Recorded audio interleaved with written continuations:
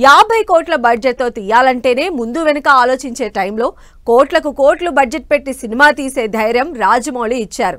అలా తెలుగు మార్కెట్కి ఎక్స్పాండ్ అయ్యే స్టామినా ఉందని ప్రూవ్ చేశారు.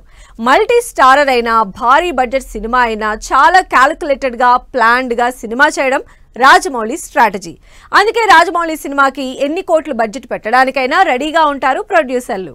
RRR కూడా 500కు పైగా బడ్జెట్తో తెరకెక్కింది. అయితే సినిమా రిలీజ్కి ముందే 450 కోట్లకు పైగా ప్రీ రిలీజ్ బిజినెస్ చేసింది RRR.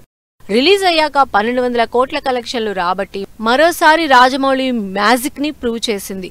అందుకే రాజమౌళి సినిమా అంటే మినిమం 1000 కోట్లు గ్యారంటీ అన్న ధీమా వచ్చేసింది అందరికీ. ఈసారి కలెక్షన్లు కాదు, బడ్జెట్టే 1000 కోట్లు పెడుతున్నారు నిర్మాతలు. మహేష్ బాబుతో రాజమౌళి చేస్తున్న అడ్వెంచరస్ యాక్షన్ మూవీ భారీ బడ్జెట్తో తెరకెక్కుతోంది. ఇప్పటికే కెన్యాలో షెడ్యూల్ కంప్లీట్ చేసిన ఈ cinema next month first look details ఇవ్వడానికి రెడీ అవుతోంది. ఈ సినిమాలో మహేష్ బాబు, ప్రియాంక చోప్రాతో పాటు మరికొంతమంది బాలీవుడ్, హాలీవుడ్ యాక్టర్లు కూడా నటిస్తున్నారు.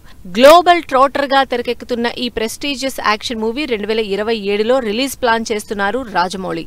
మరి ఈ range budget, star cast, market, pan world craze ఉన్న రాజమౌళి ఈసారి మహేష్ బాబు సినిమాతో గ్లోబల్ వైడ్ గా ఎన్ని వేల కోట్లు కలెక్ట్ చేస్తారని లెక్కలేసుకుంటున్నారు ఫ్యాన్స్.